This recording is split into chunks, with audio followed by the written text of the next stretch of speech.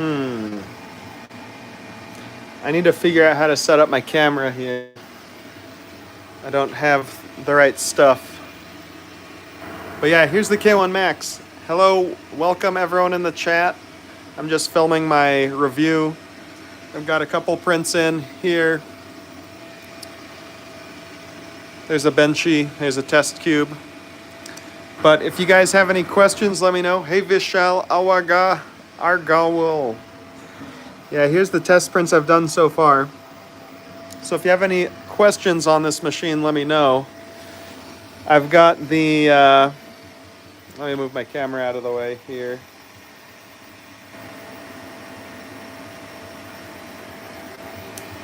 I'm filming right now, so there's my camera. Here's the K1 Max.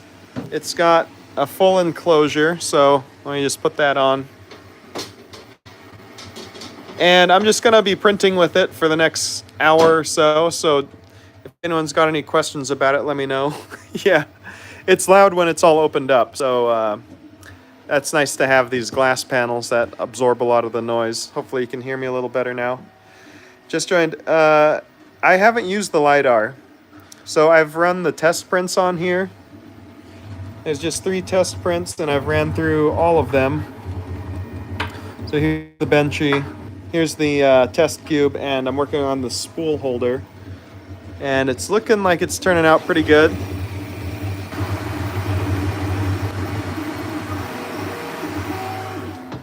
So one of the big improvements that I wasn't expecting was the extruder. So here's the old extruder. I mean, this isn't the old extruder. I took the old extruder off of this because I didn't like it. But on this one, they've redesigned it a little bit, apparently.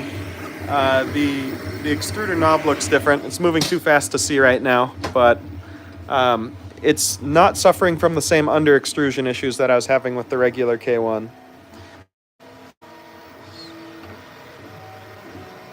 So, yeah. I mean, here's like a one off of the K1 Max. This is a test cube. Let me get my my rotary table thing set up for you. That'll be a good display case. But yeah, I'm getting to this a little bit late just because I was out of town attending Open Sauce, but now I've got the printer all set up, so here's our benchy.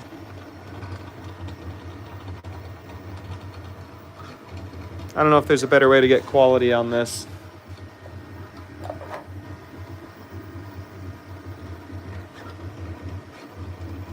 But this turned out real nice. So, good impressions, yes.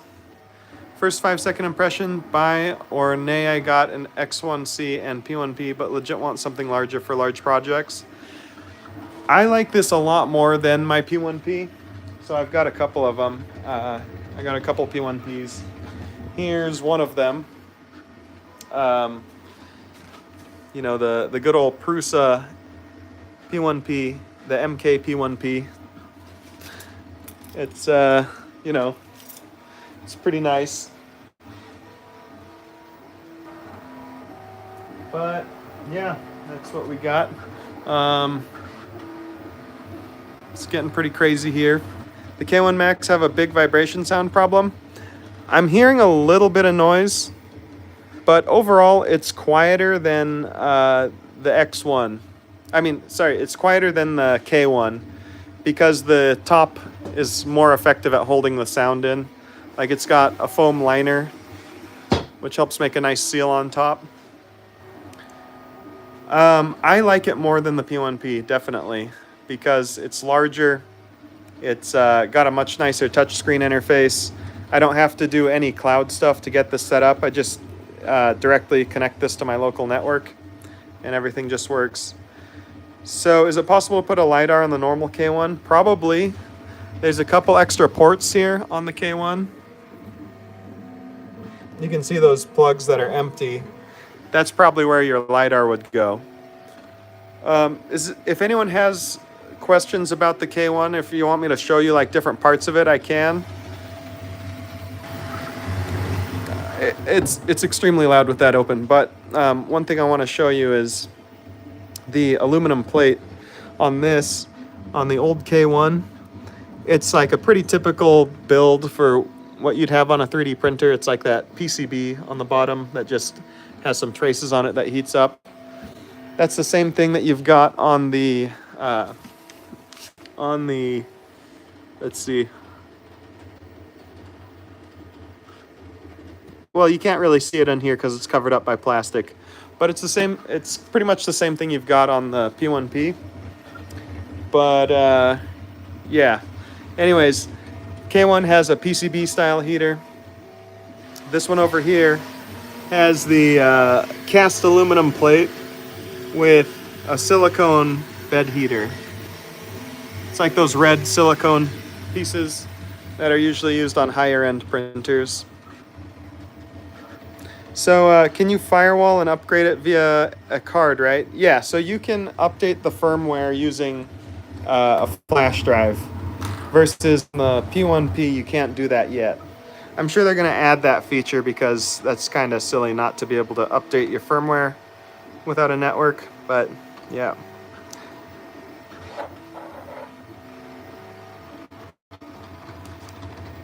Does it hold temperature well? It seems to. I'm just printing PLA right now, so it shouldn't matter. But let's take a look.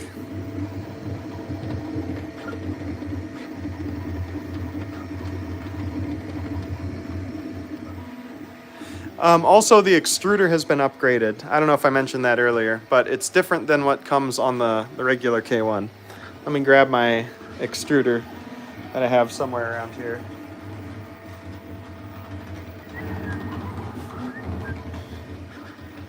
Also, this thing's really reflective, so yeah. Do you want to see the LiDAR? Yeah. So there it is on the left side.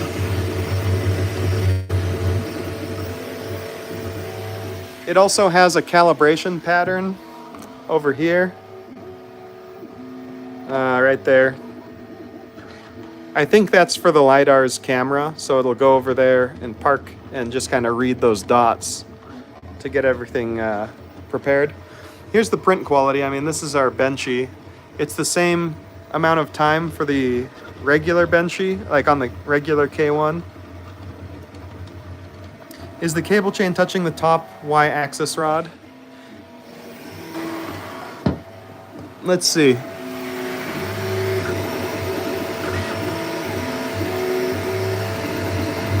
I mean, it's close. I think you can get it to touch if you wanted to, but that's not really going to cause any harm. I love the Amazon Basics exposure for the temp pad. Yeah, this is my... I always put these on my printers just because wherever you have large flat spaces, that tends to be a resonant surface. So that'll be vibrating around and making noise. So by putting that there, it's helping reduce the noise a little bit. I could put them over these walls as well, but that would make it look like crap. So it's just an easy upgrade to just slap on there. I'd probably do the same thing on a Bamboo Lab printer if I had one. But yeah, here's the old extruder from the K1. I haven't taken apart the new extruder yet, but it seems to be a little bit different. So, have you thought about doing the clipper hack for the K1? I actually don't want to do that. I have a feeling that Creality is going to allow you to do that later on. But yeah, let me just turn the lights off in here. Now we'll just have a better view of what's inside of the printer. I did some sound tests. I don't have the P1S, so I can't say how loud it is compared to the K1 Max. But let me look through I could look through my footage. I think it was around...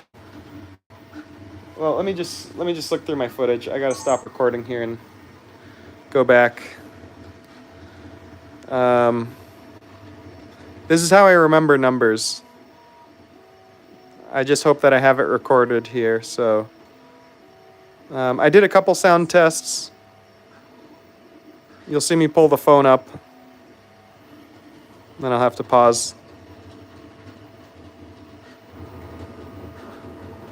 It's not there. Well, let me just take a sound reading right now. One arm's length away, it's about 57 decibels with the front and lid on there. And if I take those off, it gets louder. So it goes from 56 to 57 decibels up to like 63 to 64 decibels if I have the lid and front open with all the fans going. So it's better to keep it closed. That's dropping your sound levels by 6 or 7 decibels, which is pretty significant. Like with all this closed up, I could be in the other room and it wouldn't really bother me with the amount of noise it's making. And it's bearable to be around as is. All right, I'm gonna see if we got some more questions in here. How about the Bowden bend at the entrance to the extruder? More room up top? Well, actually, it's touching the top just slightly. Like if I lift the lid, you can see it wants to raise up a little bit. But it's not really affecting anything. Like I'm not getting any under extrusion, and it's not excessively hard to feed there. It's interesting though, they did change the design. If you looked on the regular K1, the regular K1 had the Bowden tube inside of the cable. I actually removed it for, just to make it work better. But the old PTFE tube was inside of the cable chain, and then it popped out over here and then made a tight bend into the extruder. On this one, they've actually included a couple of clips that hold the Bowden tube to the cable chain, but it's not actually inside of the cable chain, which should make things a little bit easier. And that bend looks a lot better. It's like less extreme. One thing that I foresee being kind of annoying is the cable chain touching the top y-axis. I'm just reading through the comments here. How do you feel about the replacement and repairs on these printers?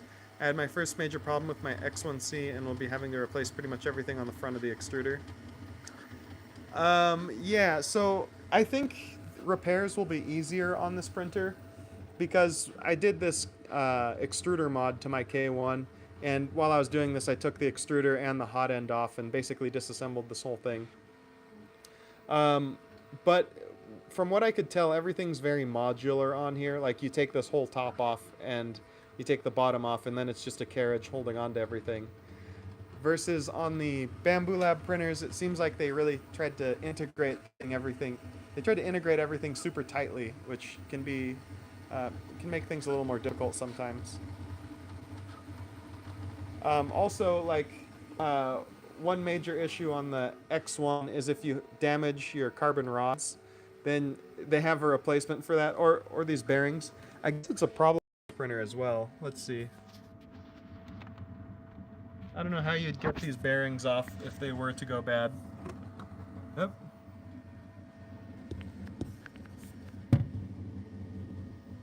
I can't, let me light this up actually.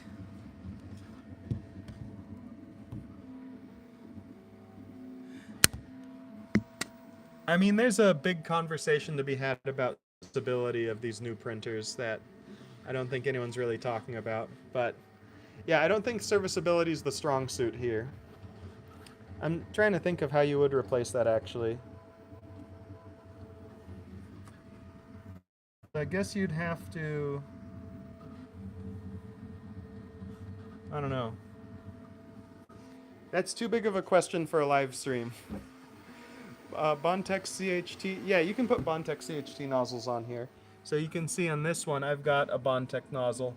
This one's running the bimetallic Bondtech nozzle. But the stock nozzle works pretty well.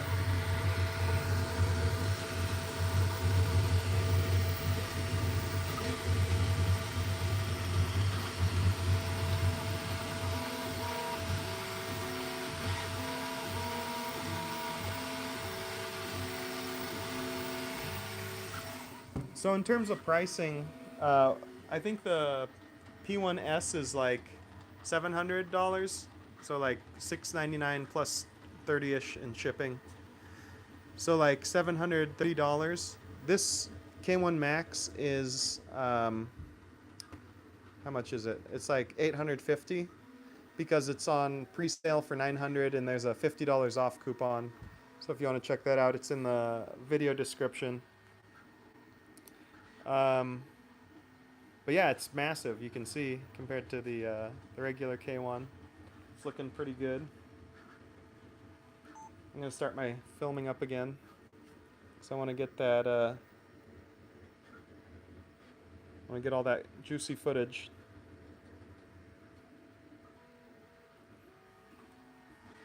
Looking at other reviews on the X1C, the carbon filter fan works more like an air cooler for the case than effective toxic fume. Yeah, so that's one thing that I think is kind of silly about these machines. They advertise having a carbon filter. This one has a carbon filter, but in order to effectively remove a significant amount of gases, you would need this filter to be like twice, basically the size of this whole backside of the machine. Something this small is not going to scrub enough of the toxic fumes out to be, you know, like worth having. I don't think this is really worth anything. It's just, it works as a muffler, so it like prevents a lot of sound from escaping out of the back here. So I'm glad it's on there. But in terms of removing VOCs, I wouldn't count on it, and I wouldn't count on it on the X1C either. Really what you'd want is like a large industrial size air scrubber. Something like what you would put on a grow tent, or I guess that's like the most common application for that size of air scrubber. Are we doing a thing nobody told it? Yeah. Hello, Lost in Tech. The reel's on backwards? No, it's actually not. I thought I did it the right way around, having it come up. But according to the instructions, you're not supposed to do it that way. I'm not sure what that's all about, but it's important enough that they put a sticker on here, so it's like this. I guess if you had it the other way around, it could come loose and then like pop off the edge there, but like this, it's kind of, it won't pop off very easily, so it can do larger retractions without issue. One thing that I foresee being a little bit annoying on this machine, I haven't got there yet, but if you look at let's look at the K1. So on the K1, here's the filament runout detector. You've got your filament inlet right here. So when you detect a filament runout, it can back up from the extruder just, you know, a couple inches, and then that'll re-expose the filament and you can pull it out. Because what happens is, like when you run out of filament, it's like in there, and then to get it out, you basically have to like unplug the Bowden tube or something, unless this tube is very short. So just like here, when it detects the run out, you can back it up and then pull it out. With this one, since you're feeding it into this tube, it goes all the way in over into that corner. By the time you detect a filament run out, and the extruder is like, okay, I'll back up, it's going to back up, and the end of the filament's going to be trapped inside of that Bowden tube there. So you might have to take something apart in order to unload the filament, and I imagine that would be pretty annoying. And that's where something like the AMS here would be handy, but as far as I know, that's not coming out just yet on the Creality ecosystem.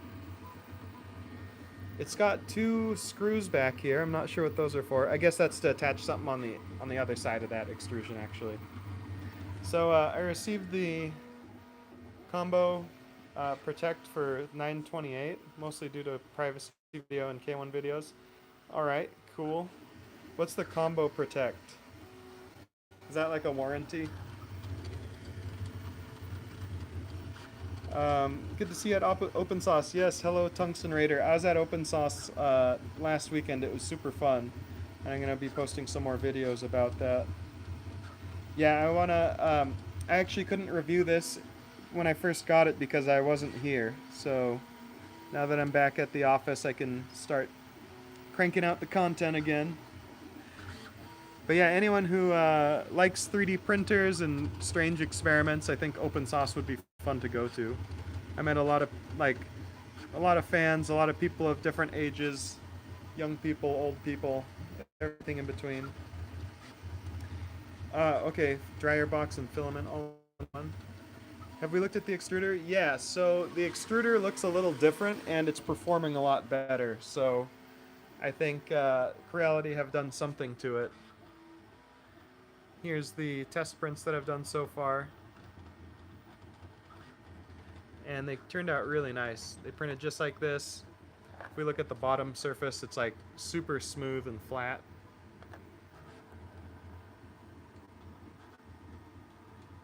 I need better, more aggressive lighting on here. One question, I downloaded the new Creality Print Slicer and my object automatically sized to 0.01 millimeter. I didn't find the preference options in software, so I can turn off auto scale. That's strange. I'm not a huge fan of Creality Print just because I'm not used to it yet. Yes, the cable chain does touch the roof just slightly. You can see it there. Like, with this removed, it's like, it'll, you know, come up a little bit higher. But overall, it's not too bad. Does the chains... Yeah, I just answered that. So, your prints will forever be tiny.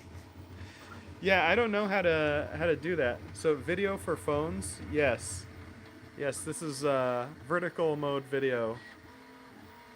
If you want it to show up better on your computer, you can just turn it sideways and change your graphics settings so that it displays in vertical mode. I think that would be the best thing. Or better yet, you can just drag this tab off to the side and have this running in the left-hand side of your window while you get some real work done. But yeah, this thing's stupidly fast. I really like it.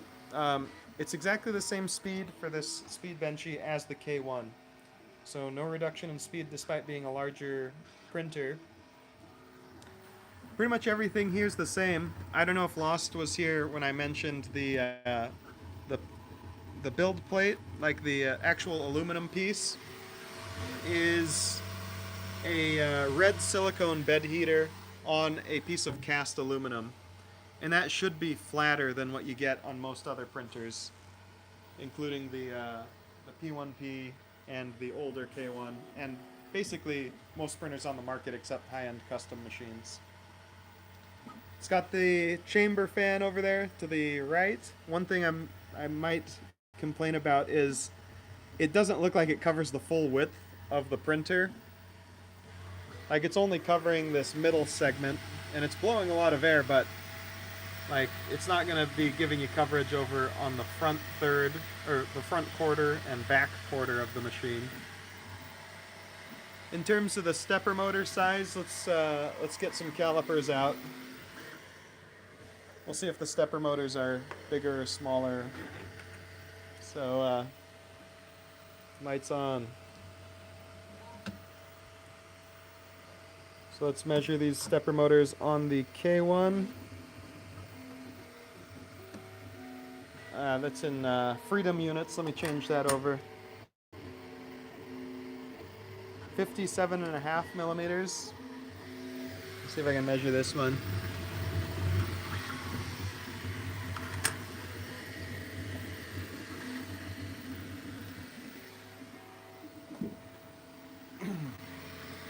All right, let's measure the stepper motor size here.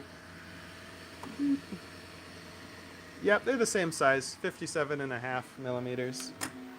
So same size stepper motors. The belts and all the other components appear to be exactly the same.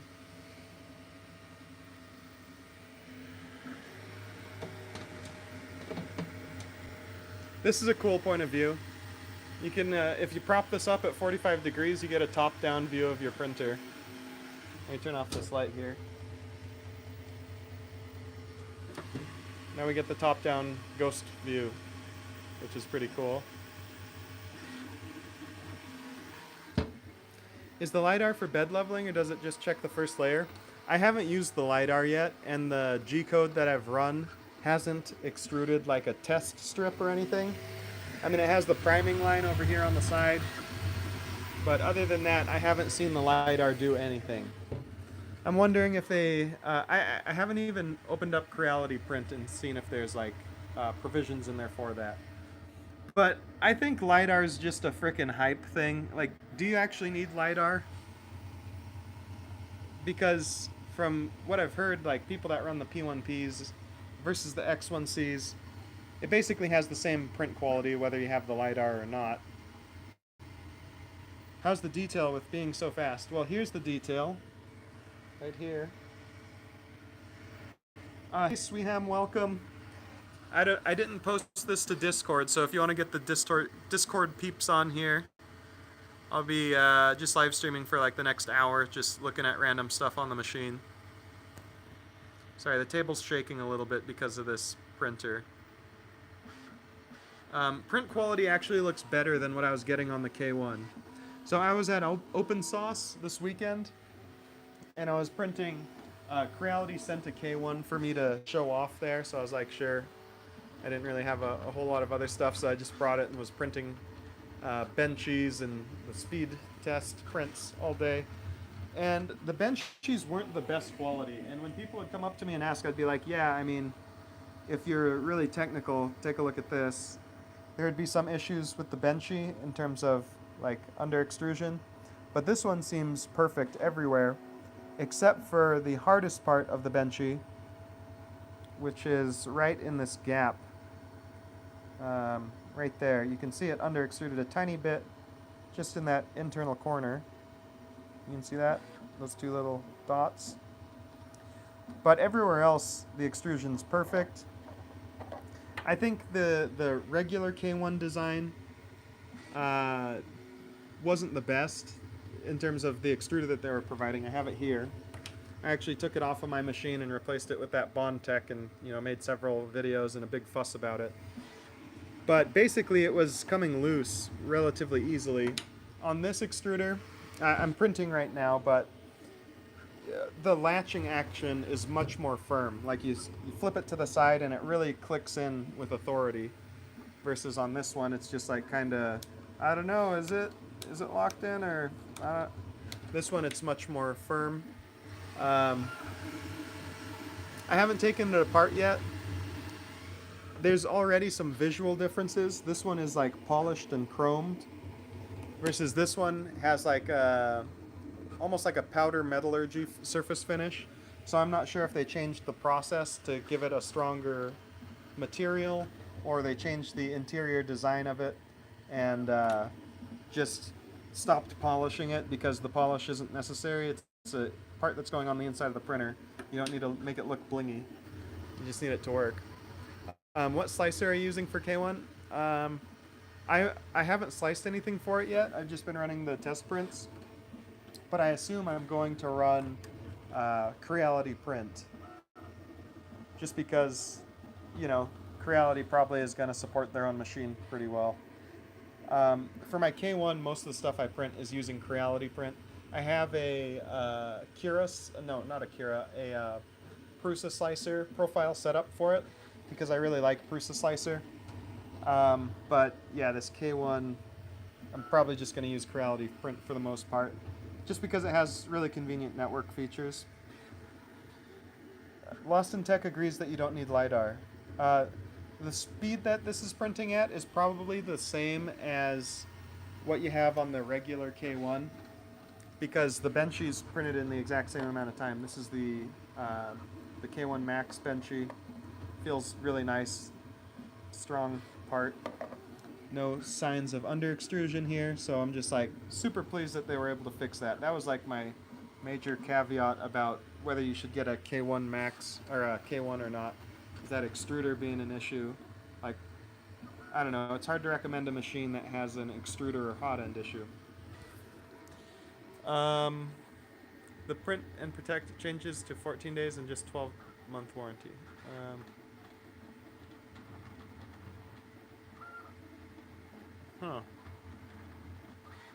All right, is the chamber temperature controlled? I'm not sure. Let me go into here.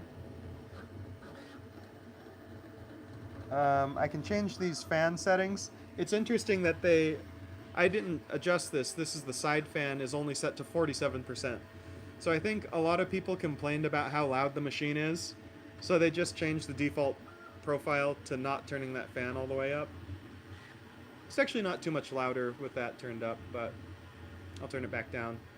You have the back fan, which you can turn on and off. I'll probably keep it on. Let's see the temperatures. So it doesn't have the chamber temperature listed on here. Oh, crap. But if you look, I'll show you on the regular K1, and then I'll show you on the K1 Max. But if you look in the back, here's a little thermistor just hanging out in the back of the printer. And if you see that little thermistor there. And if you look at the web interface for the Creality Print or whatever version of clipper they're running on here, if you go to the web interface, it actually shows you a value for the chamber temperature, but it doesn't show you on this little display. So, yeah. Yeah, those are all the prints that I've got. Let's see what's on the USB drive. Same stuff. So you can see I've just been printing out some things here. But overall, it's like extremely similar to the K1. Just they've improved the extruder, and they've made the printer larger and added a couple more features, like that LiDAR, which, as far as I know, isn't really doing anything. It's got an Ethernet port, versus the old one didn't have an Ethernet port. So, you know, we got our little Ethernet plug in there. So K1 versus Bamboo P1S plus AMS. Yes, that needs to happen. Yes, John LaRue. Any fellow Discord kings here? All right, so I mentioned this earlier, but we might have a couple different people in now. So one thing that I think is pretty neat about this is they have a cast aluminum plate with a silicone bed heater. That means you should be able to go up to higher temperatures. In theory, I don't know what you can actually get out of this machine yet. And you can also expect that to be a little bit flatter than a traditional PCB style board. So here's the traditional PCB style board. You can see it's got some traces on the bottom to create the heating. This one, it's got that big silicone bed heater that covers the whole bottom of the plate. So this should be much better in terms of heating consistency. That's like a high-end feature that they threw on and didn't make a big deal about it, but it's cool that it's there.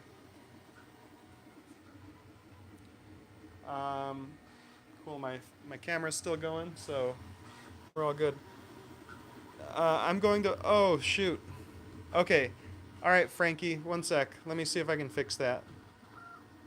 All right, can you hear me now? Did this improve anything?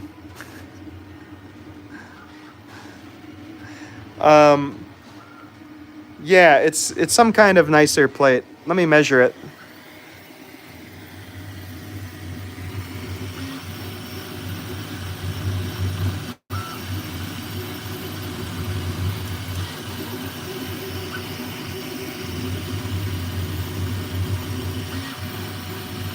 It looks like it's just under 4 millimeters. Oh no, oh no. I've abused my Mitutoyo calipers too much, and it looks like it's kind of falling apart a little bit. Let me see if I can fix it. It'll be fine. I'm surprised this little wheel is only held on with plastic there.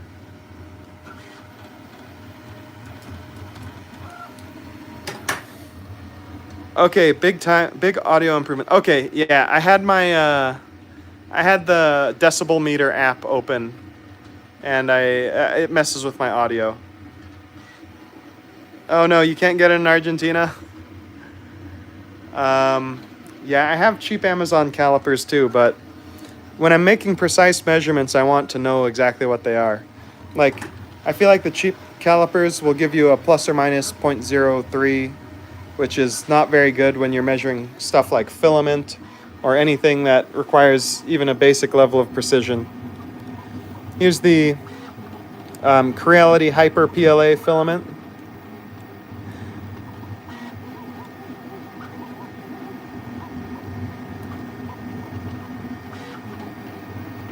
Why is it that every filament that I ever measure is undersized? You'd think it would be like 0.175. But I never measure filament that ends up being 0.175.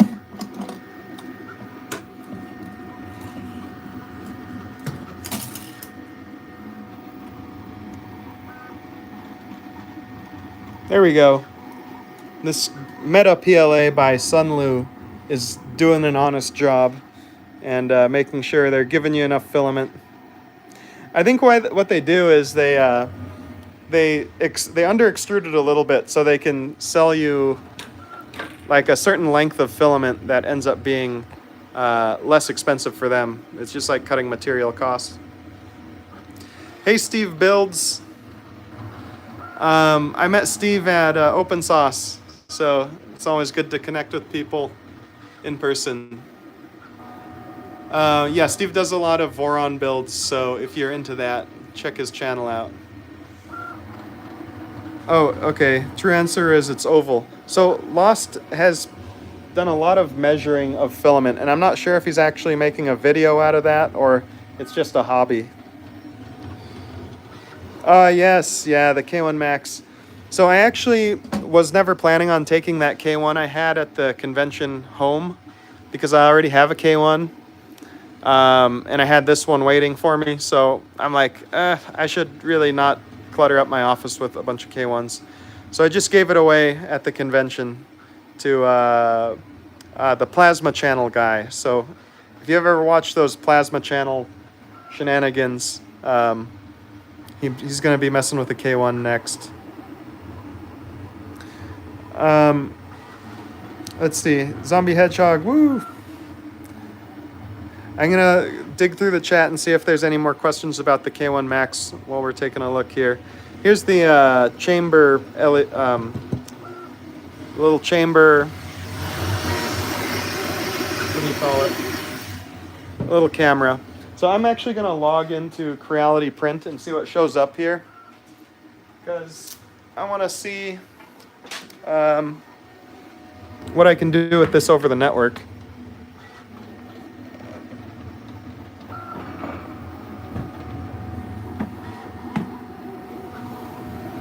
All right, let me just get my laptop all live stream ready.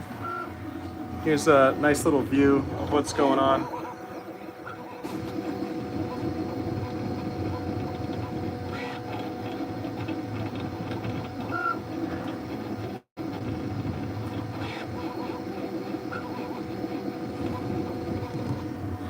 All right, so yeah, just like the regular K1, it's using a version of Clipper that they've branched. I'm hoping they're going to release the source code for that soon. All right, let's see if I can set this up to be a K1 Max. So models, no. Oh, there's a lot of NSFW models on Creality's Creality Cloud app. So yeah, I probably shouldn't show that on stream.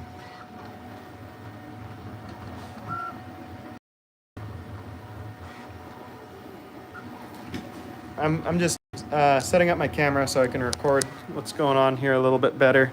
Get some different views for the YouTube video. You can do manual focus like this. It's always going to be a little bit better, because autofocus doesn't always know what to focus on.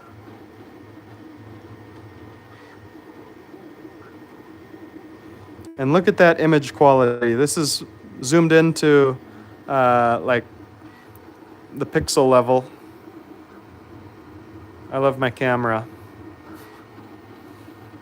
Sometimes it annoys me, and it sometimes overheats. So, you know, it's not perfect. They're just like 3D printers.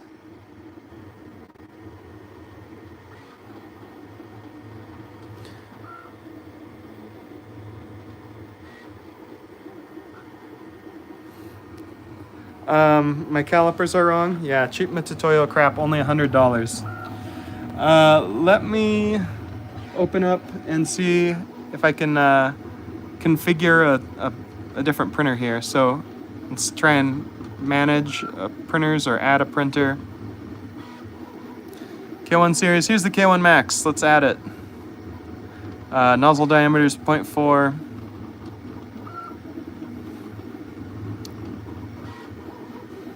All right, and here's our K1 Max build volume. The real question is, how many benchies can I fit in here? Yeah, with my K1, I had to set up different profiles for my different extruders that I put on there, but on the Max, I'm just gonna leave it stock, so that will be pretty nice. I'm gonna load up some models here. Just give me a second and enjoy the sights and sounds of the K1 for a moment.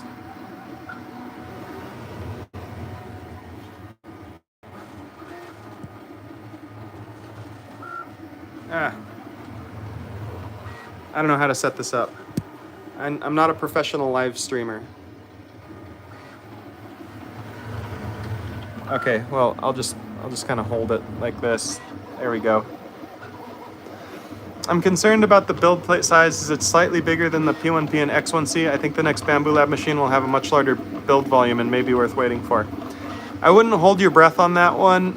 From everything that I've heard, the next Bambu Lab, that'll be like a larger build volume, isn't going to be available for at least 6 months. Now, the release and potential success of this K1 Max might motivate them to change their plans. We've seen this multiple times where like a printer company isn't really expecting to release this thing on a certain timeline, but what their competitors does really matters to them. So like Bambu Lab definitely is going to have a lot of pressure to accelerate the development of their large model. So like if original estimates were 6 to 12 months out, maybe they could accelerate that to 3 to 6 months. But still, this will be the only large, extremely fast printer on the market from those two vendors for the time being. There's also the Cheetah X Max 3, which I'm a little skeptical of. I didn't really like my Cheetah, just a personal opinion. All right, I'm gonna load up a couple models here and see what the workflow's like in terms of sending print jobs over to this thing.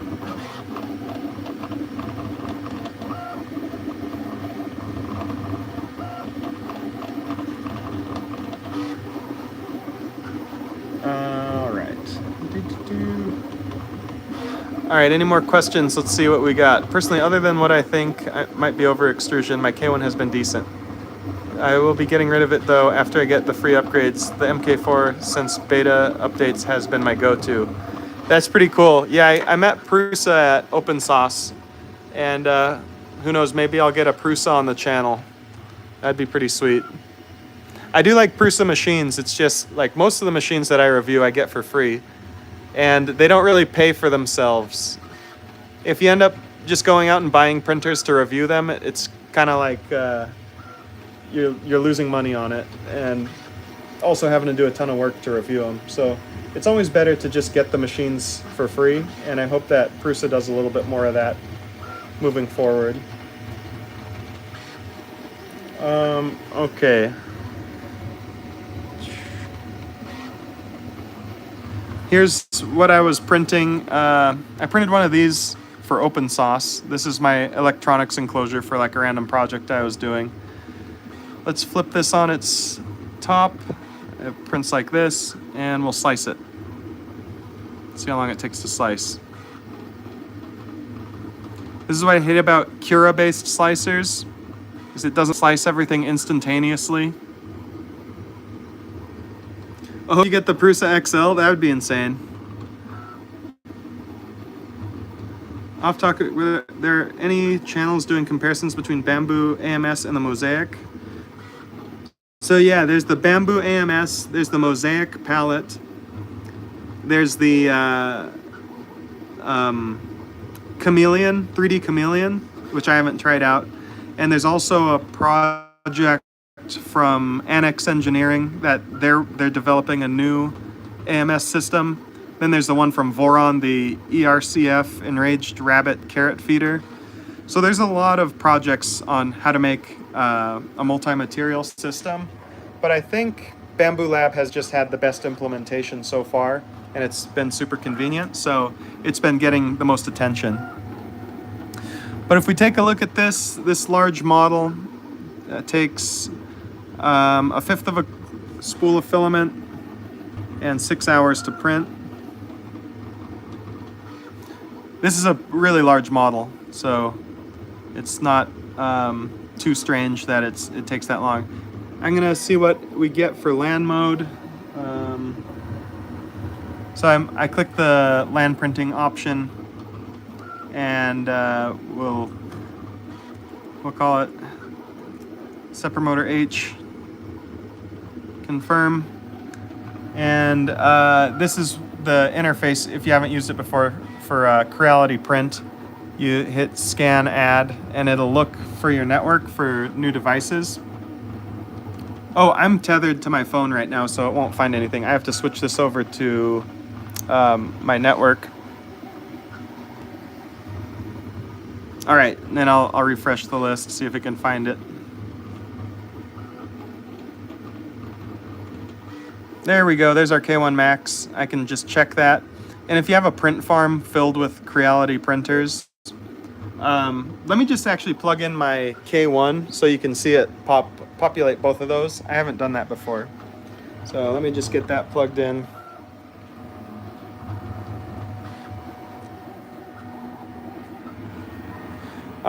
Someone asks, how has the printing been so far? I think it's been going really well. It's fixed some issues that I had with the regular K1. Mainly the extruder. I mean, I was so upset with this thing, I had to put a new extruder on it, which, you know, I do on pretty much all my machines. I customize them. But I just wasn't getting the reliability and consistency that I wanted out of the stock extruder. With this one, it looks like they definitely updated the design a little bit and made it a little better. We'll have to see how it holds up over time, though. So, when I talked to Creality about these printers, this K1 and the K1 Max, what they told me is the K1 was kind of like the one they wanted to release first and basically test out all the equipment. And then on the K1 Max, they wanted to make sure, and I think they did a great job of that, because, I mean, for me, the main complaints were the noise levels, which are much better now with this full enclosure. You can see just by opening the door, we got a lot more noise coming out, but if we close things off, it's relatively quiet. And this top panel does a better job of keeping that noise in. And the extruder. The extruder was just like completely unacceptable in my opinion on the first K1, but on this one it's much better. And I completely expect them to improve the extruder on their old K1 models and maybe send out an updated version for people to use. So, yeah, I think that would be the best route forward for Creality, because they don't want to be screwing over their old customers. Like, they should definitely be giving the new upgrades to the old customers. Yeah, the K1 Max is like much larger. I think 300 by 300 is the size that you need to really never have to worry about print size. Like, pretty much anything you want to print, you'll be able to print that way, on that size of bed.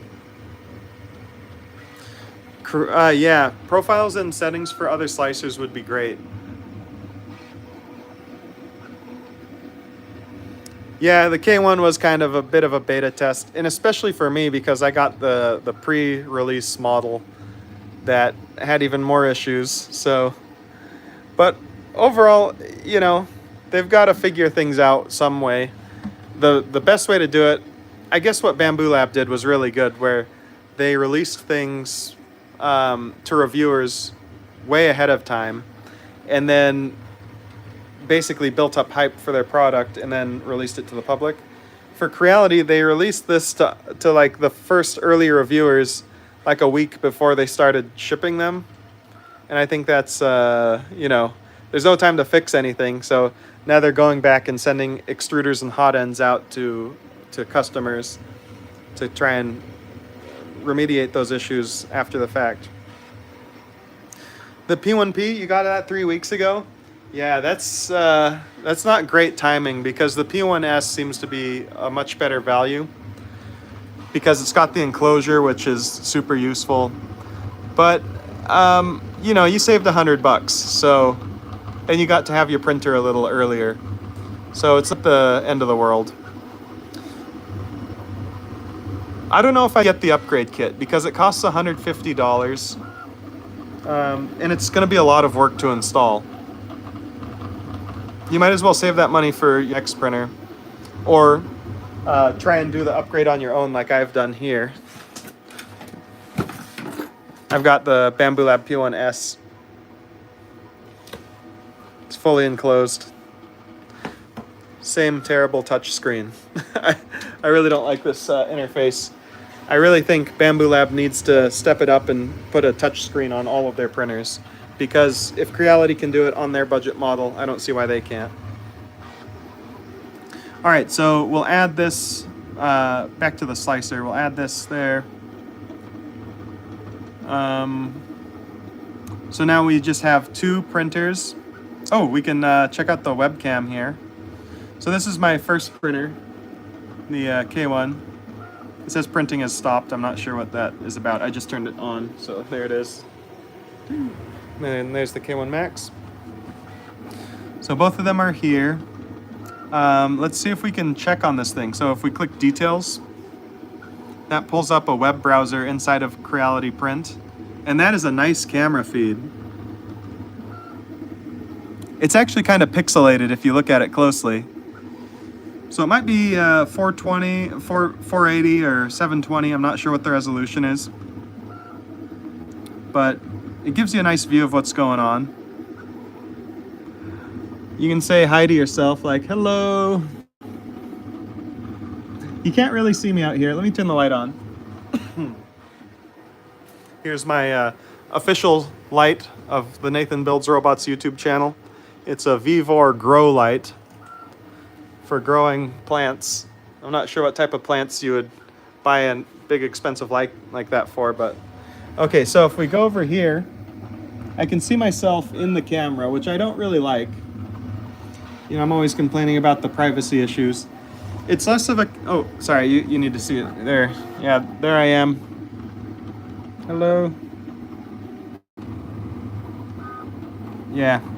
So the webcam does pose a bit of a security and privacy concern, but I'm less worried about it because I'm running this thing completely just on the network.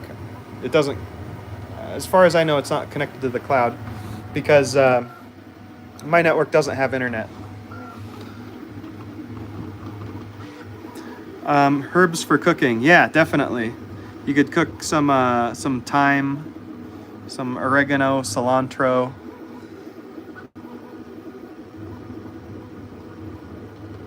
Yeah, the camera's pretty nice. I'm not gonna complain too much about that. It's got good contrast. You can see what's going on in there. What about doing a one-way tint? That'd be funny. Yeah, or like a mirrored finish. You can't really see that much.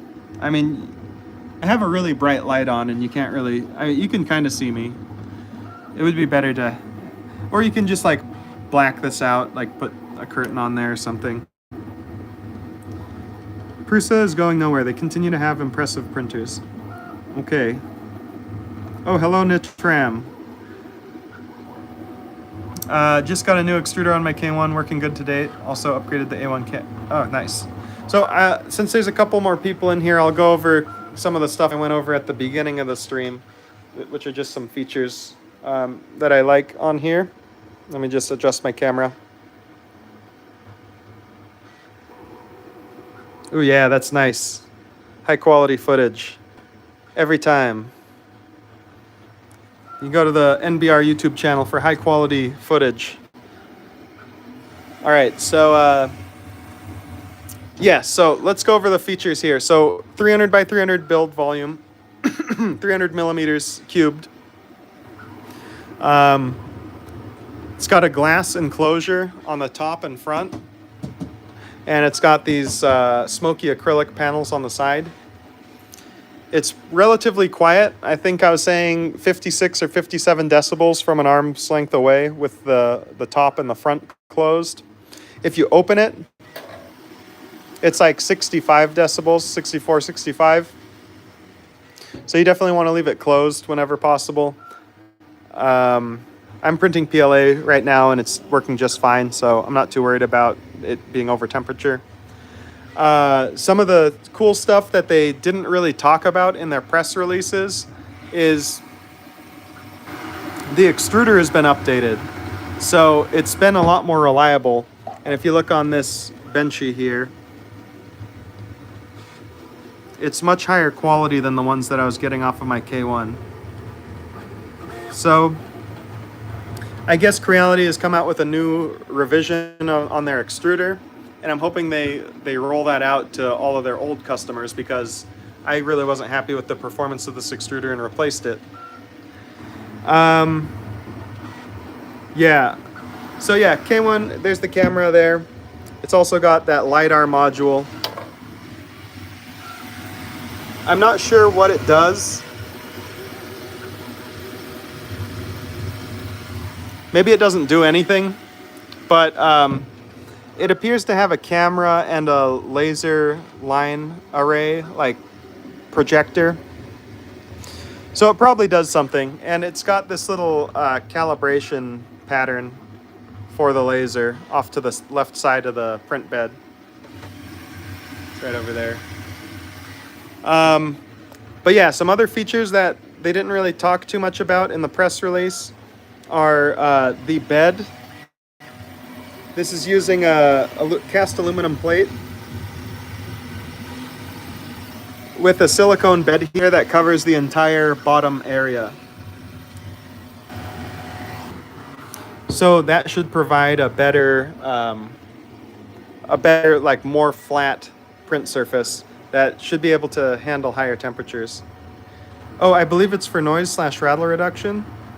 Interesting. Oh yeah, on the bottom of the printer, I added that. I did that on my regular K1 as well. And pretty much any printer that has a large surface like that, it can act like a resonance chamber. So by adding that on there, that didn't come on the printer, I just slapped that on because I have them laying around. I don't think it made that big of a difference, but it's nice. The extruder is a patent infringement, it's very similar to the LGX. I'm pretty sure they started with an LGX form factor. Yeah, so there might be an issue there. I'm not so sure about it because I'm not in the legal realm. But anyways, extruders improved. They added the LiDAR and the camera. The bed appears to be improved since it's that cast aluminum plate instead of the typical PCB style plate that a lot of other printers use. And it's got a really nice strain relief on the bed. That black box there is the strain relief. Let's take a look under.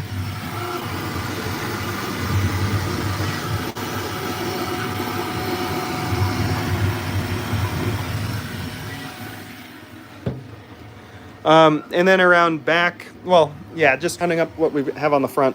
It's got the SD card or USB card here, and the touch screen. It's the exact same touch screen as far as I can tell.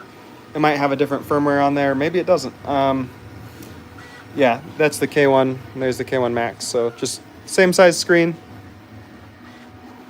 Then around back, it's a little bit tidier back here. We've got a activated carbon filter. I was saying before, I don't think that's really going to do anything for you because it's such a small filter. It's not going to capture everything out of the air. Then we've also got a Ethernet port, which the original K1 does not have. So Ethernet port means that you can just run this on a wired network. I think some people complain about having Wi-Fi, so wired is going to be good. If you look at the frame, it's the same type of frame as you have on the K1. This one is just, it's got a little bit longer segment up here. I'm not sure what that's all about, but it's still a single piece all along the top and the bottom. Spool holder back here. It would be really nice if Creality came out with an AMS system to compete with Bambu Lab. I would bet that that's the next thing that they're working on, because that's just too nice of a feature to not try and tackle. Would you use the Sonic pad? It already has clipper on it. I don't think this thing is compatible with the Sonic pad. This has got its own clipper running, so the top of the Max is flat. What's the difference between them? Why? What's the difference between them? Well, oh yeah. Well, maybe that's what that extra space is for. This gap might be so that the top is just a little bit taller, so that they don't have to have a standoff for the lid. So here's the K1's lid. It should fit on the top, but I have my new extruder on there, so it doesn't fit. And you can see they just extended this a little bit, so maybe that's what they needed to do to get the lid to fit. It makes sense, and you actually have a better view into the front of the machine. Like if we have, you know, if we're at in line level with the top of the printer, you can't really see the top of it. Oh, my camera just shut down. But over here you have like a really nice view, because they brought this top support up a little bit. That must be what that extra space is for. So we figured it out. We're solving mysteries here. Oh yeah, they are very nice looking machines, the K1 and K1 Max. I do like the way they look. Cool. So yeah, I think that's, oh, turn the phone sideways, it will go full screen. But what about all the people watching on their phone? I think if I turn it sideways, it says orientation is locked. Does that fix it? Nah, I don't think it's going. So 3D we've had a couple people complain that this video is vertical, but what I advise you to do is either watch on your phone or drag this tab off to the side of your monitor so that you can get some real work done instead of just watching me play with this K1 Max. Then it's a win-win. All right, so let's take a look at this clipper screen. I mean, this is fluid, but not fluid according to, I mean, you know, it's like a forked version of fluid, essentially. And that is a problem that Creality does need to address. They need to open source their stuff. And the thing is that Creality has generally always open sourced their stuff late, which is not the right way to do it, but that's the way that they've been doing it. And unless someone sues them, I don't think they're going to change. But at least they're open sourcing at all compared to what Bambu Lab is doing, which is just hoarding all the nuggets for themselves.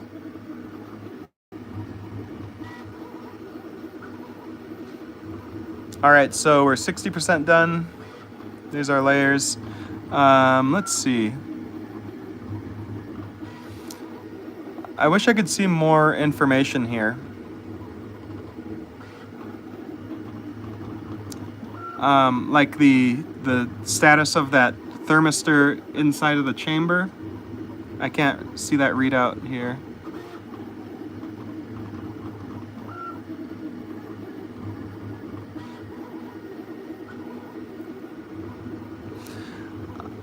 One 144p. If you change your phone to have audio orientation through the drop down, it should be able to turn the video. All right, John LaRue, you got to keep on working. Got to get your work done so you can afford a new printer. Hello from Las Vegas. All right. How fast does the bed get to temp? I'm not sure. Let's see. Can I scroll back in the history here? I don't think I can go back to see how long it took to heat up. I don't remember it taking that long, so I don't think it's something you have to worry about.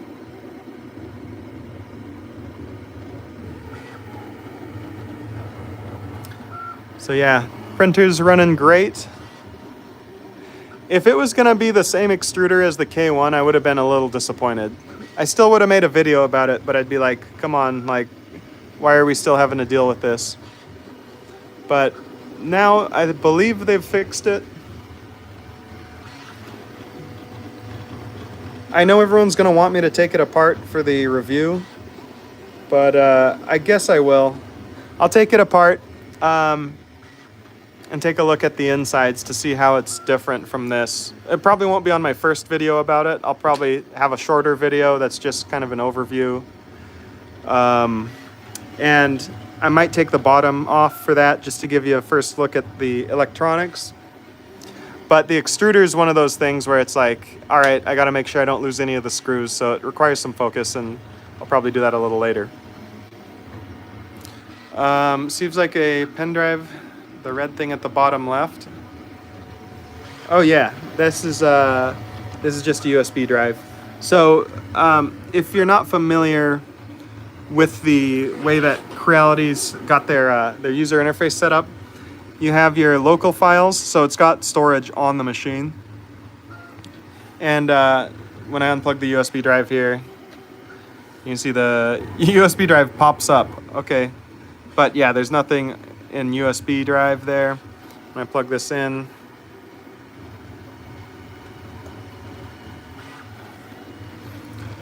USB drive inserted, and then you get your models here. And you can select these, and I guess you can, I think you can load them onto the local memory, which a lot of people really like because it allows you to keep some print jobs stored on the machine and you don't have to worry about keeping track of your SD cards. So yeah, while I'm at it, I sliced this earlier. So this was a model for a thing that I printed and brought to, what was it? Open Source. And this was my world's strongest USB-C powered stepper motor display, which was very impressive. I don't have it with me right now, but maybe I'll show it to you guys in the Open Source video I do. So yeah, we slice that up. Then you click land printing. We want to send this. I'll just delete all that extra information. I don't need it. And then send G-code. I can't select this right here. So something's going on where I can't upload it to this printer right now. Maybe that's because it's actively printing and it doesn't want to interrupt this, whatever it's got going.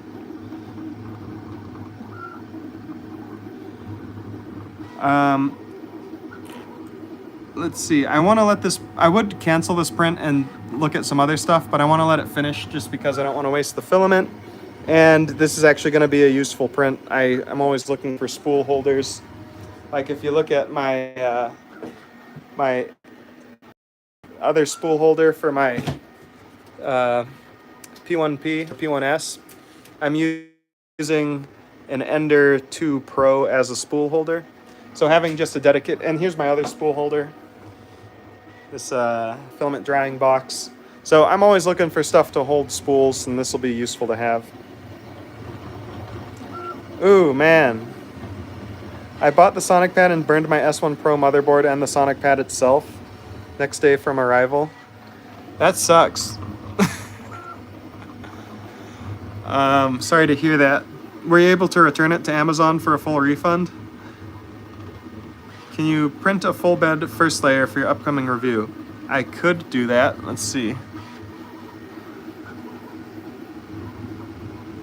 I'm very partial to Prusa slicer, so let me delete this.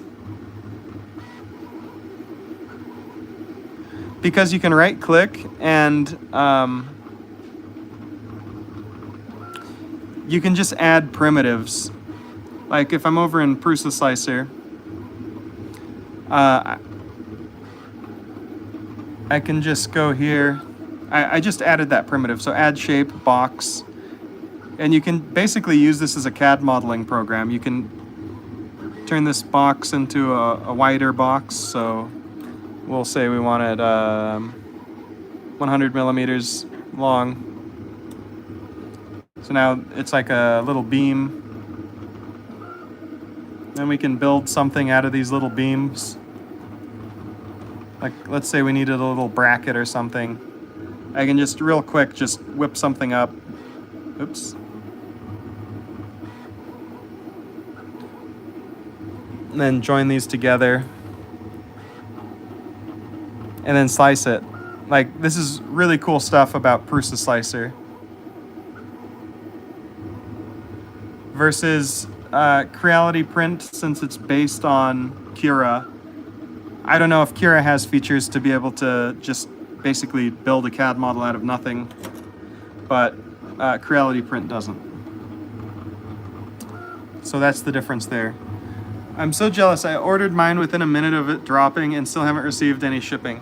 Yeah, that's because I'm privileged. I get to see all the printers first, so. Except for Bamboo Lab printers, they haven't sent me any lately. They sent me a P1P after I had already bought a P1P. And they sent me an AMS, but their latest stuff they're not sending me. I wonder why.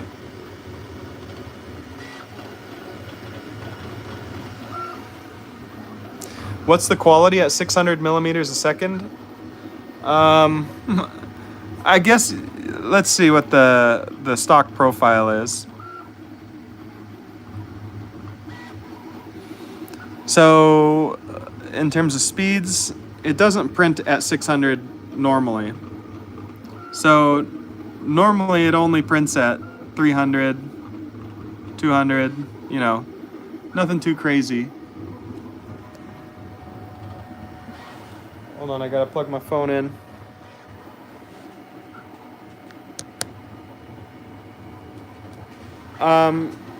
Yeah, so what I would do if I wanted to print at high speeds, I would actually turn the acceleration down, which sounds kind of strange, but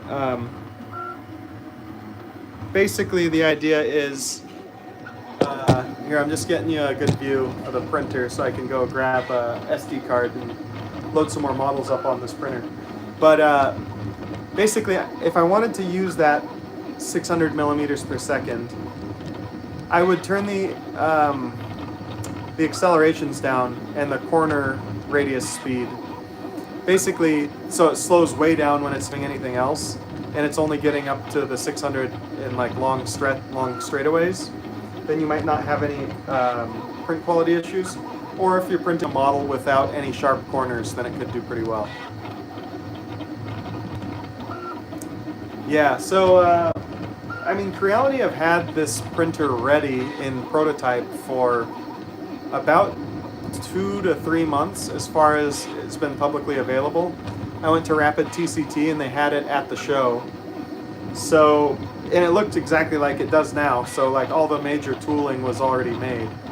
So I'm guessing they just wanted to improve and tune a little bit more things before they shipped it out, which is really that's really the right call. Like, you don't want to be botching product launches too often. I mean, look at the... Anyways, so I'm going to find another USB drive.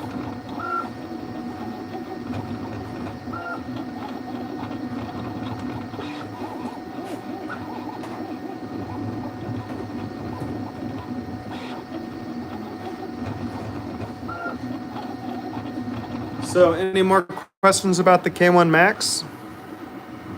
Replace the mainboard.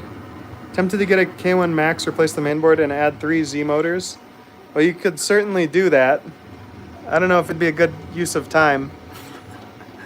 But, you know, it would be fun. I'm not sure I would try that until Creality opens up the source code. Because there might be a way to like reuse a lot of this stuff by just adding a secondary control board. Let's say they release all the source code. Then you have your clipper, you have your MCU built into the bottom, and then you can add basically an add-on board that's either communicating through CAN or serial to power those 2 extra stepper motors.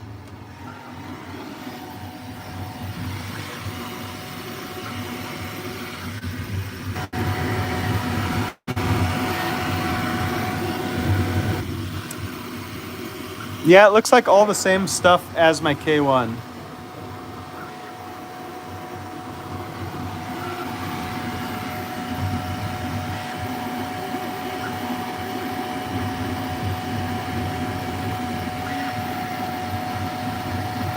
Greeting from Netherlands. Hello.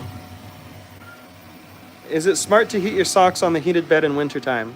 As long as your socks are clean, that would probably be okay. If you've got some stinky socks, that would be awful for everyone involved.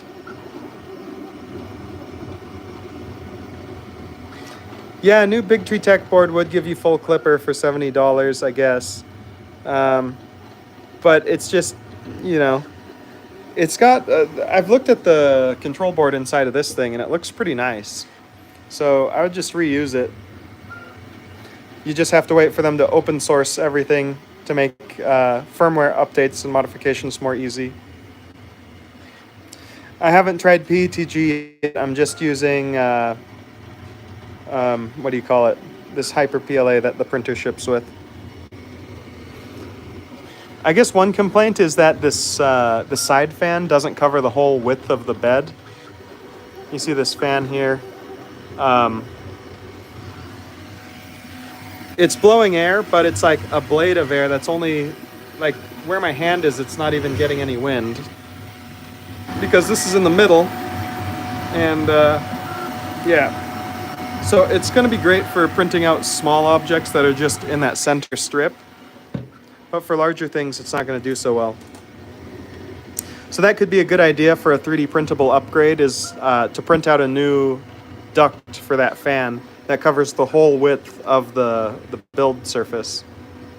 Or maybe like a variable width thing where you can like flip some little print-in-place louvers in there so that it only covers the middle for like when you want to print something small hyper fast. Or you could add on the side blowing air for when you want to print like a larger item super fast.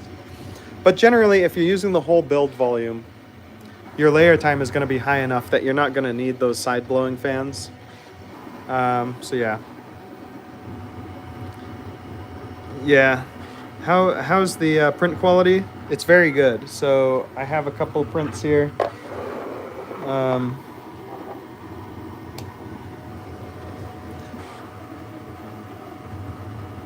This isn't showing up super well. So I'll put some dye on this so you can kind of see the layers a little better. But it printed in this orientation, and this is like a bunch of overhangs, and this is a bunch of circles, and both of them have really good print quality. There's no issues with the overhangs. Let me grab the benchy off the floor.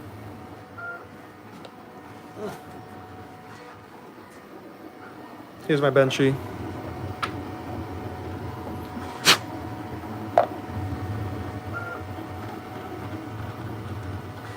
Benchy's looking pretty good.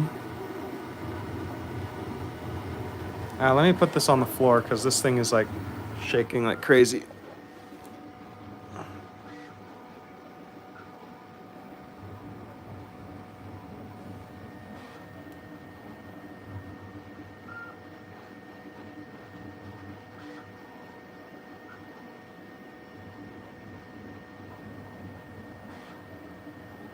I think the K1's a really good machine, with the exception of the extruder being completely awful.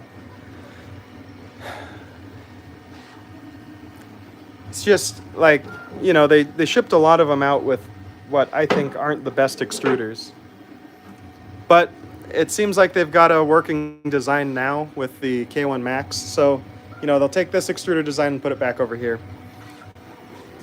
And for those that missed the discussion of that earlier, basically the print quality on this is much better than what I was getting before on my K1.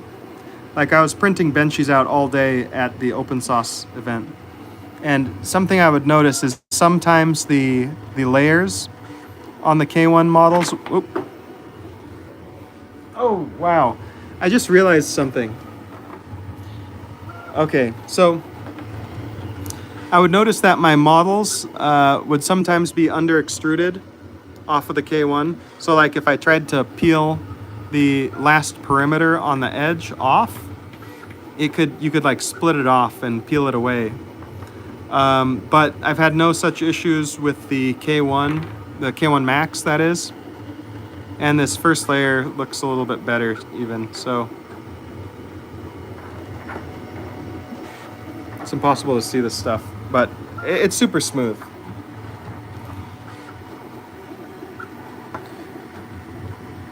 They pre-tested this with some black filament, so you can see it here. How those layers look.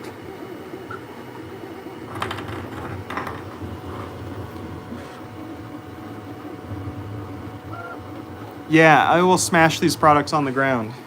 In fact, the old Creality extruder deserves to be smashed on the ground. So we'll just throw that one away.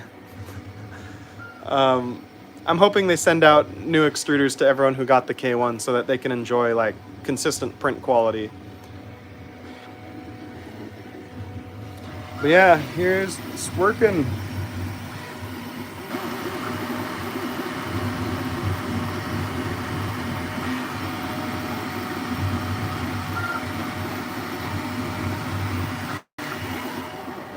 K1 Max will be my first 3D printer. I was thinking of getting the FlashForge 4. I haven't tried any of the FlashForge printers, but I mean, they don't seem like they're super competitive.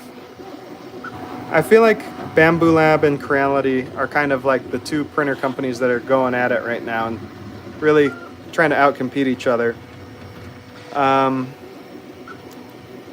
As much as Creality likes to undercut on cost, these aren't like super budget machines like you might get from like the Cheaty machines. I got the Cheaty Smart. I wasn't super impressed with the build quality. It felt kind of plasticky. And it had some weird stuff with the firmware where it was like crashing into the bed and the sides a lot. So with my K1s, I haven't had any issues with it crashing, except for when I fired this up for the very first time, my original K1 on the older firmware, it like crashed and grinded into the bed a little bit. But ever since then, it's been perfectly fine, and haven't had any issues on this K1 Max yet. When do you guys think a larger X1 will get released? I believe, from what I've heard, the larger K1 is scheduled for next year. But things can change, and certainly the release of the K1 Max is going to put some pressure on Bamboo Lab to come out with a faster printer on a faster time frame. It sounds a lot like you've become a shill for Creality, bro. All right, I'm sorry, guy. I'm sorry for shilling for Creality too hard. Guy's shop. Oh, I wasn't saying anything about his dovetails or his glue or his opinions on glue. Creality needs an AMS. Yeah, I agree. I think Bamboo needs a larger printer and firmware that's less tied to the cloud, if there's any way to do that. And Creality needs an AMS to like really compete on the same market. And that way, I think we're all going to win. How do you call the blue material you added under the 3D and the K1 Max? This is called sound deadening. It's butyl rubber. They use it in cars. Let me look it up on my computer, actually, so I can give you an actual name for it.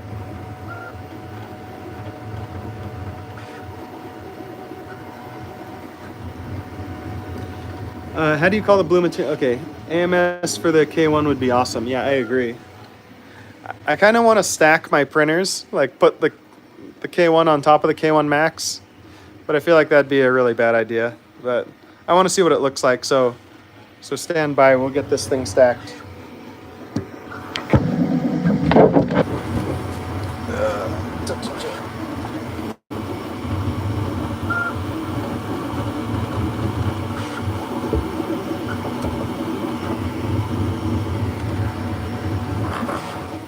There we go. How's that look?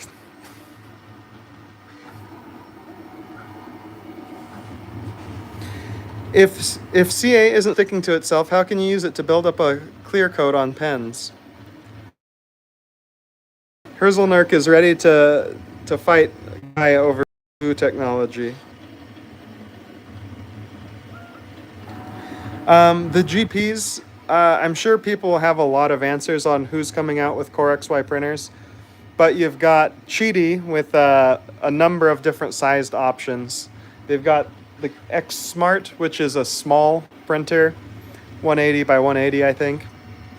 Then you've got the, I don't know what the other one is, but then there's the really big one, which is the X Smart 3, or the X Max 3 by Cheedy Tech.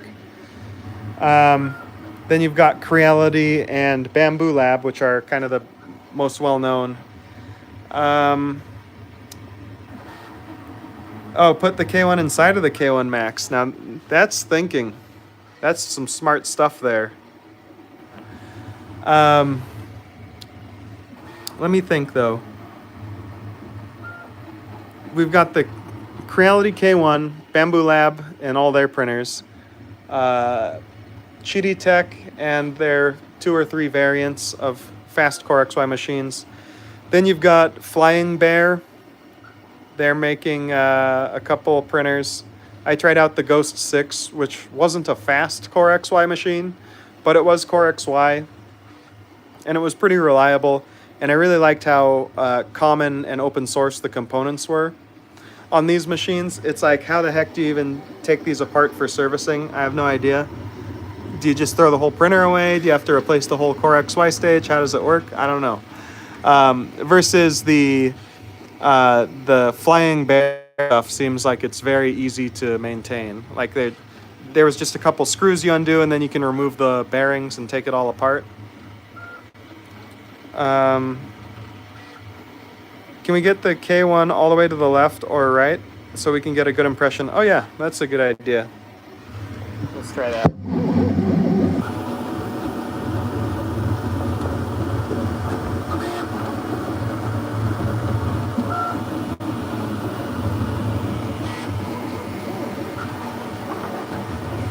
All right, and there's the size difference. They're lined up over here, roughly. And here we go. We'll measure the difference. It's roughly an 83 millimeter difference. Which is basically exactly what you'd expect it to be. They've just expanded the bed by 80 millimeters. And everything else here is the same, so it should just reflect that increase in width to the outside. So, yeah. And then we'll look at it from the side here.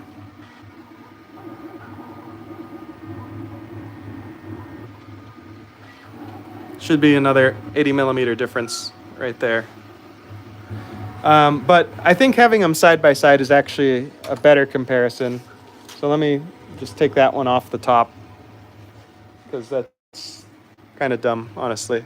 I don't know why I put it up there.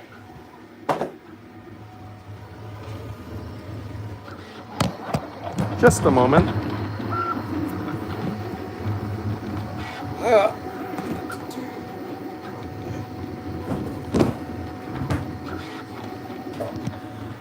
All right, and then you've got the Bamboo Lab P1S here, which is a great printer by all accounts. It's got the full enclosure and the little touch screen here. I really hope Bamboo Lab upgrades this thing.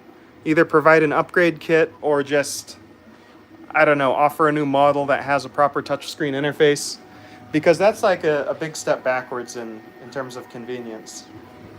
Everything should be touchscreen.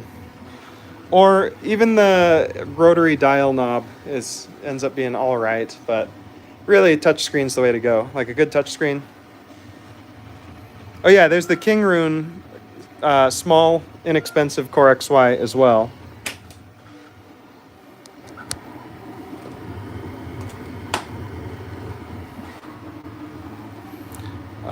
Will they make a Max Pro? Well, what do you think would be on a Max Pro model?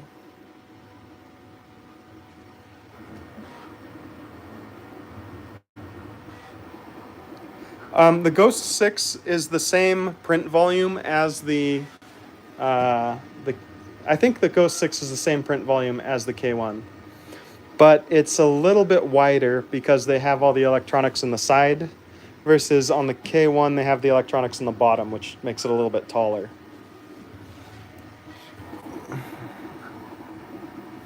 Now put the K1 Max on top of the K1. All right. Let me just uninstall this extruder that's sticking out the top. That's not going to happen. Kingroon is trash. All right, Nuno said it, not me. Add a cutting blade. Yeah, the cutting blade is a really convenient feature. So I think Bamboo Lab is doing some really good things in terms of like innovating. Like oh, we got some more people in here, so I'll go over some of the basic stuff that I've already covered. But Bamboo Lab, I think they were the first ones to implement this 3 load cell in the base of the machine kind of configuration, which Creality has basically just copied. But if it ain't broke, don't fix it. And it's a really good implementation. Works really well for making your first layers smooth. Okay, so let's see. Let me show you the features of this machine. So this is a 300 by 300 build volume. Let me grab my, let me show you this here. This is my, my Prusa P1P.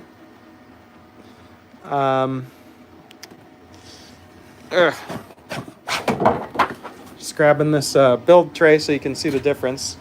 So here's the, we'll take our K1 here. So here's the K1 build surface.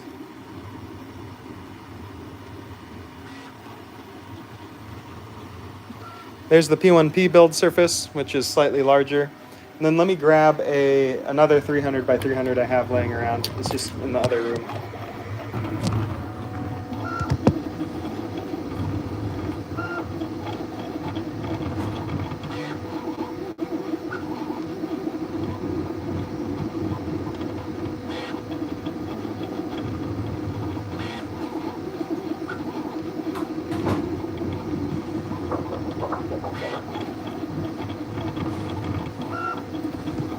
All right, so here's the 300 by 300. That's from the Creality Ender 3 Plus. Ender 3 S1 Plus, I think, or Max.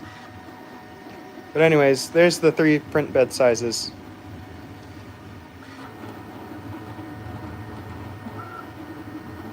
Okay, so here's the K1, here's the P1P, here's the K1. Let's line that up.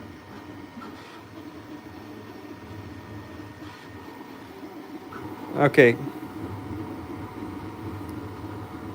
K1, P1P, K1 Max.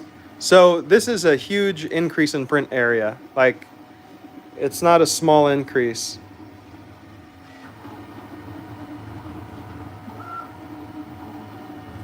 .3D Chameleon isn't very reliable. All right. I haven't had much experience with the 3D Chameleon. I saw them running one at Murph, and it seemed like it was reliable for them, but you know, they're the manufacturer and they should know how to keep it running well. The top feels warm-ish.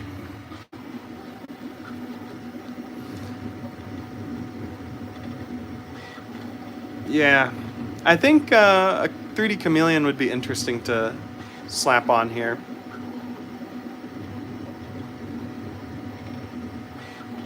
I would like to print the same G-code that came on the K1 on the K1 Max as like a decent comparison between the two, because I'm not sure if they improved the G-code and that's why this benchy turned out better, or if they improved the consistency of the extruder. But what I can do is I can take the new G-code here and put it on the K1 and see if it turns out better. But then again, I've completely messed with the extruder there, so it's not going to be exactly an even comparison. Oh no, it's laggy and pixelated. I'm sorry. It looks great on my screen. I'm streaming over cellular, so yeah, maybe I'll have to set up a stream in a place with better internet. K1 Max uses a volcano hot end, right? It's like a, yeah, they hooked it up to a bamboo printer on Murph, and they also hooked it up to a Prusa Mini. It's compatible with volcano nozzles, but it's using a nozzle that's like slightly longer on the part that sticks out of the heater block. Like if you look at this one, this has a regular volcano nozzle installed into it. So it's like just barely sticking out past the fan shroud. But if we look at this one,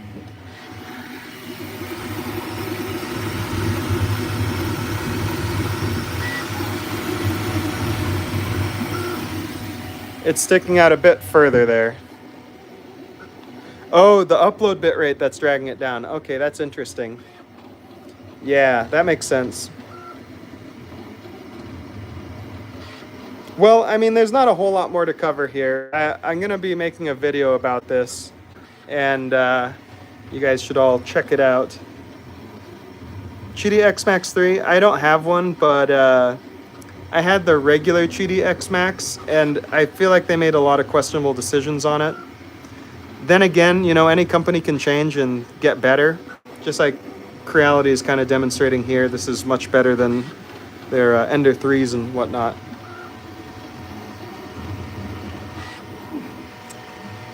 Oh, is it finishing the print job? No.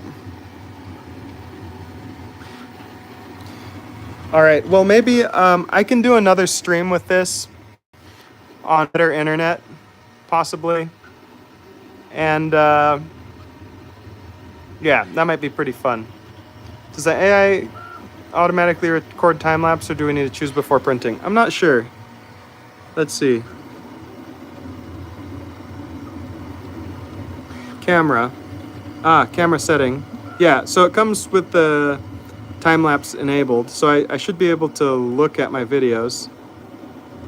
That's interesting. I've got my videos here. AI function, AI detection.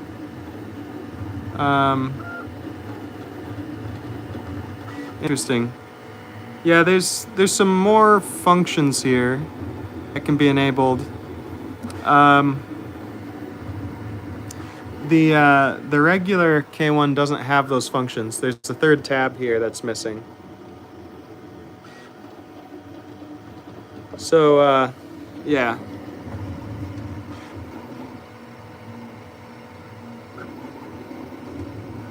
X1C still king. All right. If you want to pay $1,200 for a printer, I'm not going to stop you. Does the AI camera automatically record time lapse? Yeah, okay, so anyways, video list. Let's see if we can watch these. Export. Export failed. Let's see. I need to join the right network here.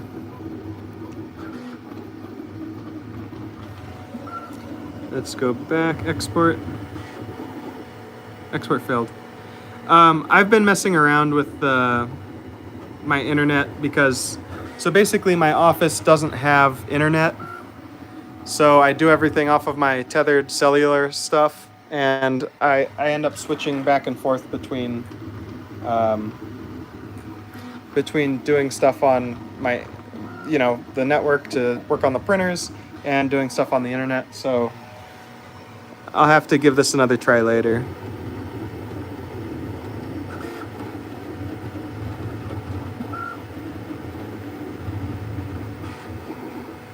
Yeah, I'll have to give that a shot later. All right. When do you think you'll modify the P1P? Well, I'm working on it now, but I keep getting these new exciting printers to use. So, yeah, I'm not sure if I'll be able to get that going anytime soon. Because I've got this printer, and then I've got two other printers I'm pretty excited about. I've got a laser cutter, which I normally don't like laser cutters, but I've got this this P2 laser cutter, which is fully enclosed and has air assist. Video quality just improved. Woo! Oh, hey, you know what? It was probably because I had my my laptop on tethered mode, so it was like sharing the internet. Okay, do you have special PLA for the K1 Max in order to print faster? Yes, Creality ships it with this Hyper Series PLA, and I think it's pretty good stuff. I think, you know, there's also this Meta PLA from Sunlu that I've used before, and it's pretty strong. But yeah, I don't know. There's really not much standardization and testing done for these materials, so it's really hard for me to say whether one's stronger or faster than another. But Creality says this Hyper PLA stuff is supposed to be pretty good, and I tend to agree with them.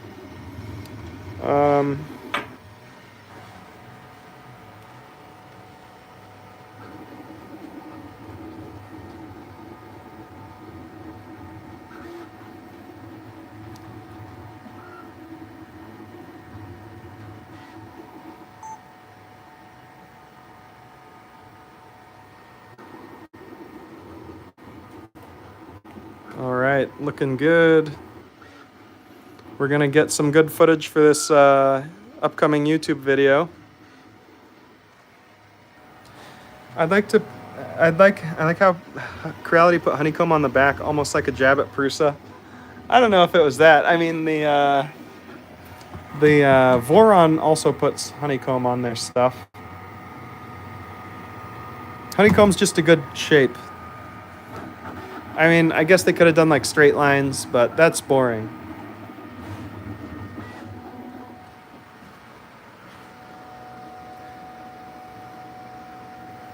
Let's take a look at that print quality. What do you think? Just get a top-down view of it.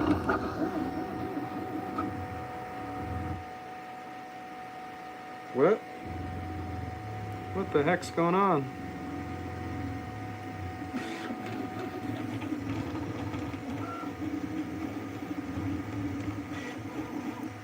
That infill looks much better than what I was getting on my K1 though. So it's definitely an improvement here. Hello Chris, thank you for thinking I'm cool. Hopefully you're talking to me and not someone in the comments.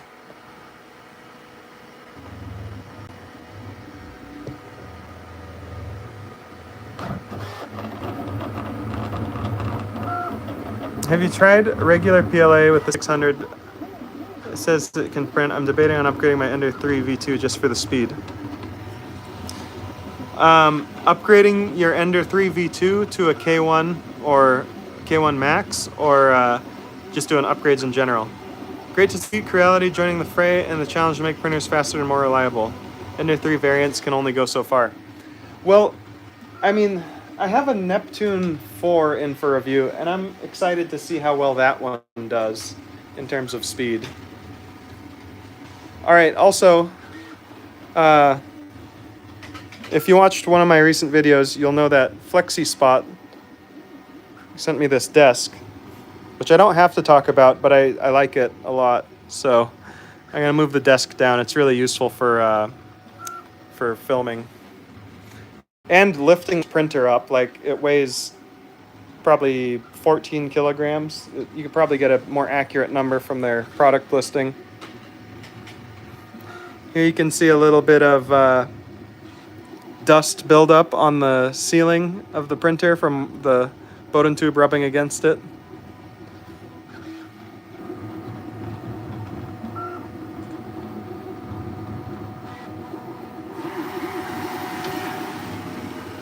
But I don't think that's going to be a real issue.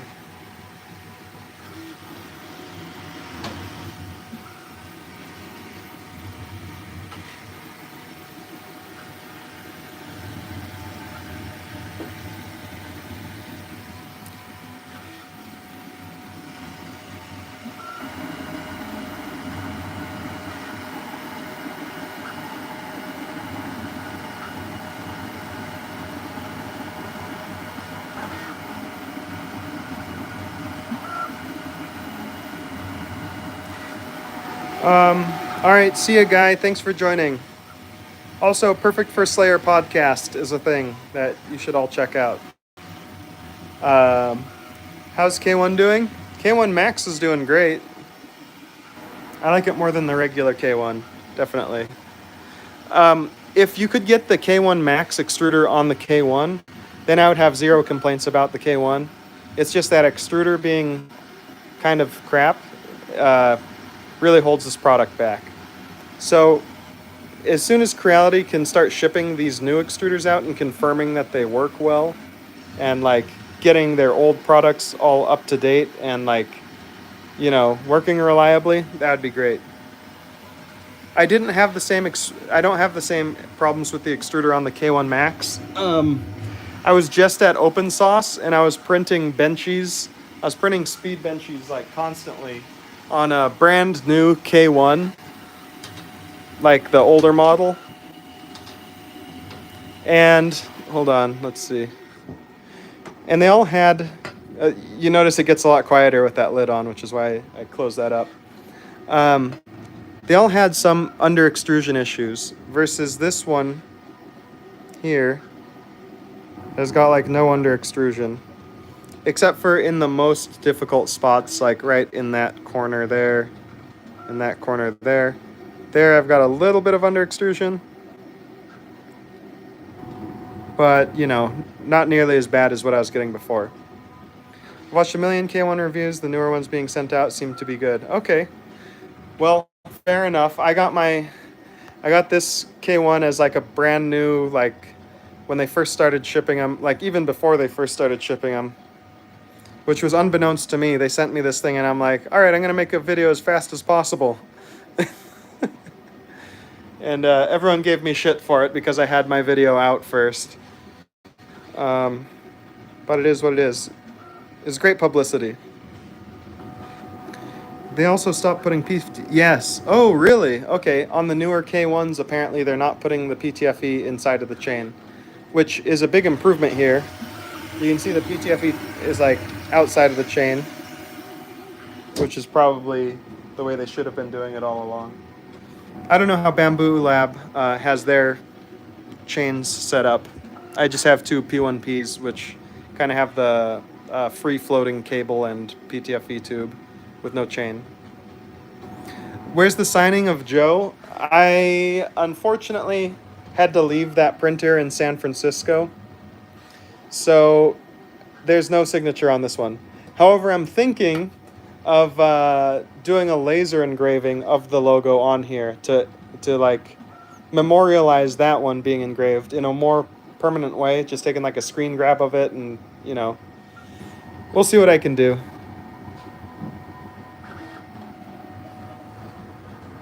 Okay, it's still in the chain, not all the way to the toolhead. I'm pretty sure you can only use Creality Slicer with the K1.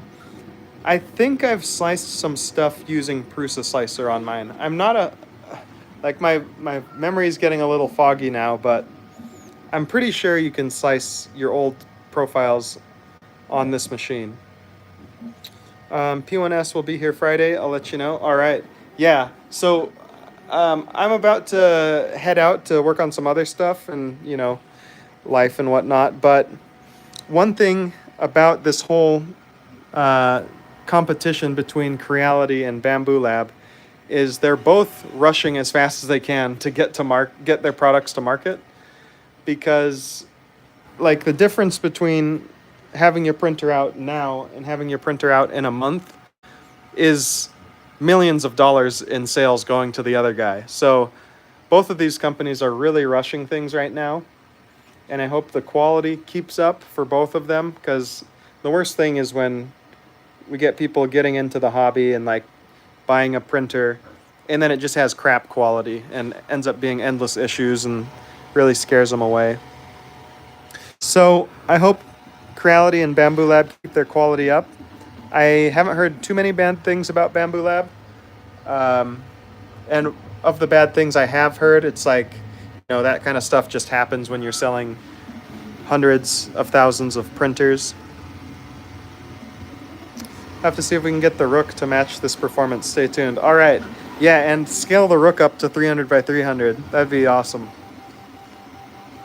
how it holds the chamber temps, especially with the huge gap for the screen. I mean, the gap for the screen isn't that big. I mean, it's got this little gap here.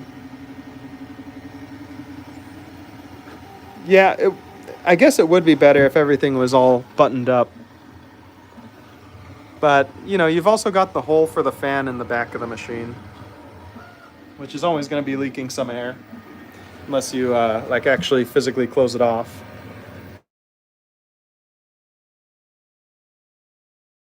So, yeah. All right, well, I'm going to wrap this live stream up. Let me know, leave me some comments or something if this is something you want to see more of. I could do another 3D printing live stream with this bad boy. But I'm working on a review video. Maybe we can do one where I take the extruder and the bottom of the machine apart on stream. That might be fun. A site inspection of the extruders, you can see the difference. The extruders look exactly the same from the outside. So as far as I can tell, they might be using the same design, just like some small minor improvements on the inside that they're able to improve the quality and reliability. All right, well, black screen. Yeah, I mean, I hate to leave a stream with so many people on. I can tell you guys definitely want to learn more about this machine, but it will have to wait for another day. Maybe tomorrow, you know. This is the most people I've ever had on a live stream, so thank you, everyone. You're all legends for showing up. And make sure to like and subscribe, and click all the affiliate links. Oh, here we go. We finished the print. So we'll get to take one look at this.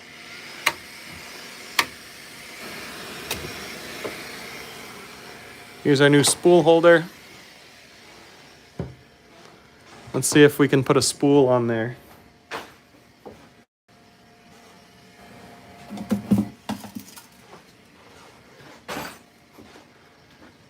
Ta-da! All right, spool holder is go.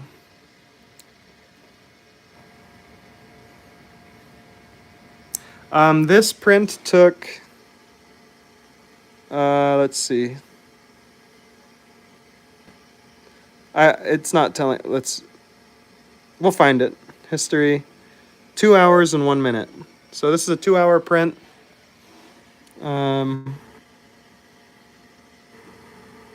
And let's see, I'll just make sure and check. So I can see the webcam. You can see me on there.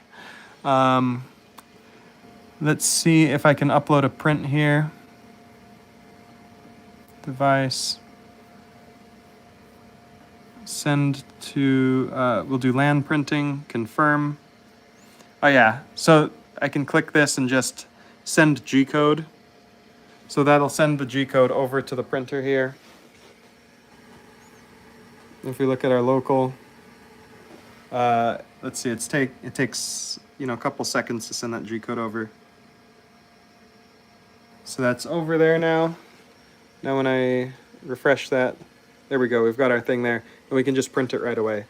Unlike on the P1P, you have to do that decompression thing where you click it and it takes like another 5 to 10 minutes to uncompress the file. It's like, just let me print the thing. And yeah, so this is stored on its local memory, not the SD card or the USB drive. So super convenient stuff there. All right, so make sure to get subscribed, and we'll see some more K1 Max or K1 Plus content in the future. Thanks for joining, guys. I'll see you later. Bye-bye.